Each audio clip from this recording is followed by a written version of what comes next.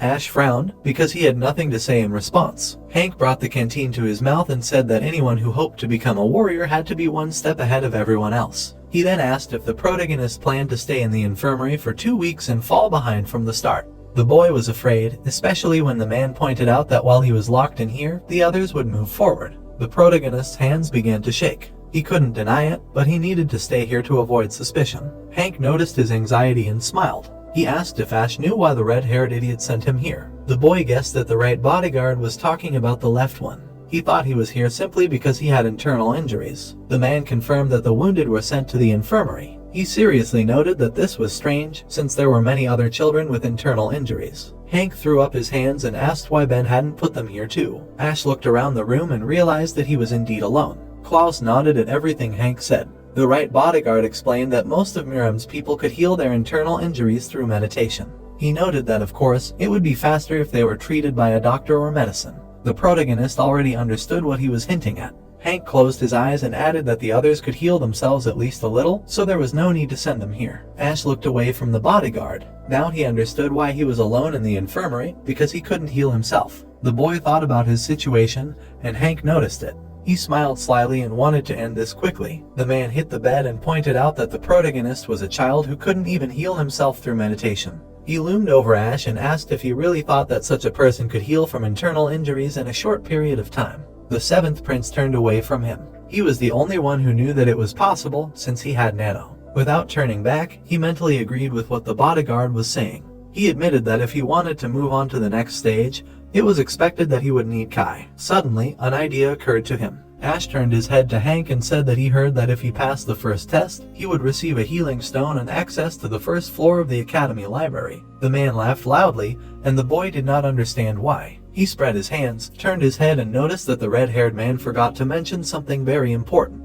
The protagonist really wanted to know what it was. Hank looked at him and explained that the academy library was not a place where you can enter and leave at any time at your discretion. He added that you can only enter once after passing the test. Ash's mouth fell open in surprise. The right bodyguard asked the boy if he really thought he would be allowed to freely examine all the important books located there. He stated that this place was extremely secure. Hank took a sip. The protagonist seemed disappointed. The man wiped his mouth and said that, besides, you can only stay on the first floor for 2 hours. Ash sighed sadly when he learned about the time limit. He compared it to climbing one mountain, after which another awaits. Hank said that there will be more time when the protagonist goes higher. The protagonist's mouth fell open when the man added that rewriting the content is prohibited and he must memorize everything before he leaves, so studying 2 books was already a great success. Ash suddenly realized that in this case, he had a huge advantage. He imagined how, with Nano's scanning skills, he could read not 1 or 2, but hundreds of books in 2 hours. Hank rested his chin on his palm and warned that 4 years at the academy would test the mettle of a guy with no Kai like Ash. The prince was upset, assuming that the bodyguard implied that he was different from the others. He understood that the other applicants were trained in martial arts in their clans, while he himself had neither martial skills nor Kai. He looked at Hank and wondered if he really needed to become his disciple to deal with the threat from the 6 clans. The boy turned the topic to the paper next to his head.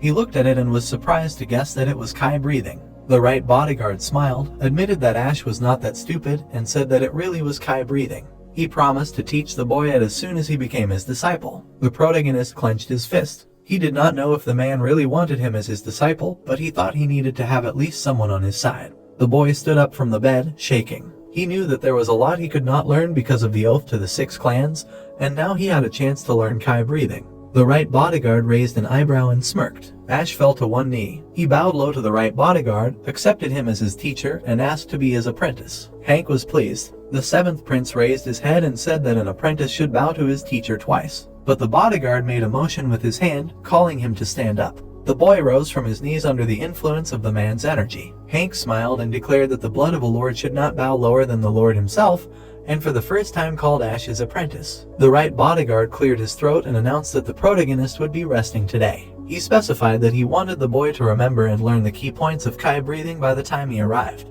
Hank slapped Klaus on the shoulder, appointed him as his protege, and entrusted him with the care of his apprentice. The doctor watched him go, rubbing his sore shoulder. Ash also watched him go. Klaus was relieved to see the bodyguard leave with a smile on his face, albeit with bad breath as always. He turned his attention to the protagonist and asked if he was okay. The guy replied that everything was fine, adding that everything was so chaotic, like a hurricane had passed through. Klaus guessed that he liked Ash very much. He wanted to call Hank a drunk, but decided that it would be more correct to congratulate his patient on the title of the right bodyguard's apprentice. The protagonist was grateful. The doctor felt his pulse again and was upset, since due to the internal injuries, he was still in a very weak state. He noticed that Ash's pulse was also not okay. Klaus was worried about how the guy managed it at all. He said that he would come now with acupuncture tools and asked the prince to remain conscious. The protagonist understood everything. Klaus left to get the supplies, rubbing his hand. Ash picked up the paper. He imagined how many opportunities he would now have with Nano and Hank. The protagonist was lost in memories of his mother and his bodyguard James. He was moved and mentally told them that among the enemies, here in the academy, there was finally someone on his side.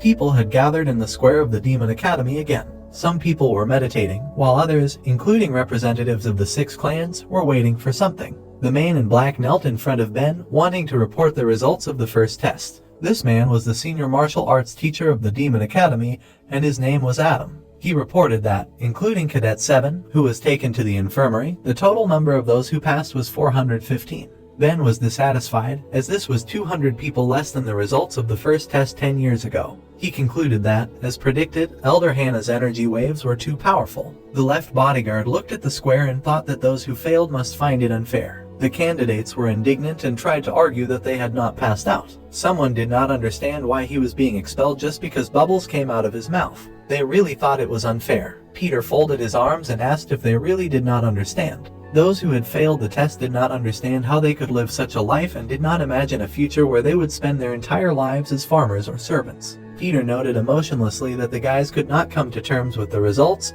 and the former candidates confirmed this in chorus. The man realized that there was no other way out. His subordinates jumped up when he gave the order to throw the rebels out of the Demon Academy. The soldiers began to grab the guys, beat them in the face until they bled, and threw them to the ground. Adam looked at this spectacle and tisked. He said that those on the front lines possessed remarkable skills that the expelled ones would not be able to resist. The man thought that they would not learn from this because of their stubbornness. Ben frowned and admitted that he would have thought it unfair too, since Cadet 7 had made the first test more difficult.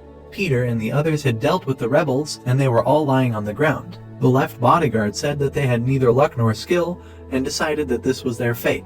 He then crossed his arms over his chest. Adam noticed that among those who had passed the first test, there were many children with outstanding abilities. Ben thought so too. He noticed that many of them had internal injuries and were meditating. However, the candidates from the 6 clans and the 8 people from the high clans seemed to have passed it with ease. The representatives of the major clans did not even seem to strain themselves. Adam agreed that they were on a different level from the others to begin with. Ben thought about it. He knew that it would take hundreds of years to master that kind of Kai to not suffer any damage from Elder Hannah's energy waves. This meant that these 6 were far superior to the other candidates. The right bodyguard took particular note of the Dark Clan's number 1, Claude, and the Blade Clan's number 5, Alex, who had withstood the energy waves without moving. He smiled, as rumor had it that the battle would be between their 2 clans. Ben grinned slyly, convinced that this would be interesting.